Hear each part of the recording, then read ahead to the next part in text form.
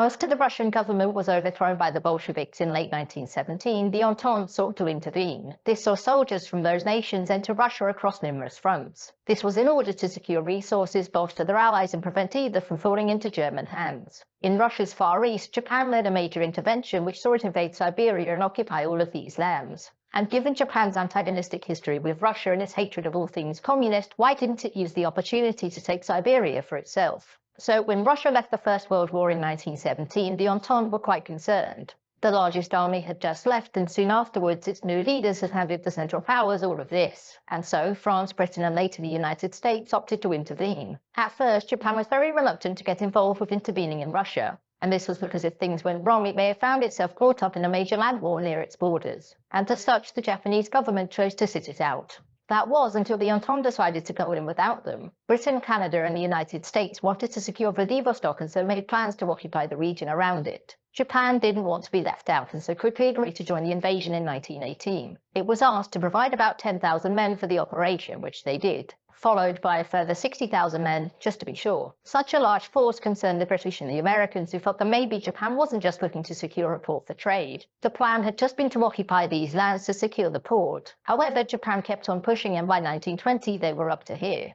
The government had also settled tens of thousands of Japanese civilians in the region and gave mineral rights to Japanese companies, which signaled that maybe they were there to stay. Once their allies had been evacuated and it became clear that the Bolsheviks were going to win, the Entente withdrew, thus leaving the region to the communists. Well, at least they had thought, because the Japanese chose to stay and those in the army were pushing the government to either annex the region or set up a permanent puppet state to act as a buffer against the communists. Japanese politicians did not agree with the army though. The problem was that the rest of the Entente were very uneasy about Japan grabbing so much land. The United States especially was angered by the expansion of an empire which it had a mixed history with, especially given the further expansion in Siberia could potentially put Japan right next door to Alaska. And also, even with the Japanese plantations, most of the people who lived in the region didn't want the Japanese to stay. And given Japan's support for Siberia's puppet rulers, who frankly weren't the nicest, the people in the region just wanted them gone. Another issue was that with the rest of the Entente gone, Japan had to face the Bolsheviks alone. And the Bolsheviks were now able to bring a lot more force to bear on Siberia. This meant that if Japan wanted to keep the region, it would need to commit hundreds of thousands of men and lots of money and resources to do so.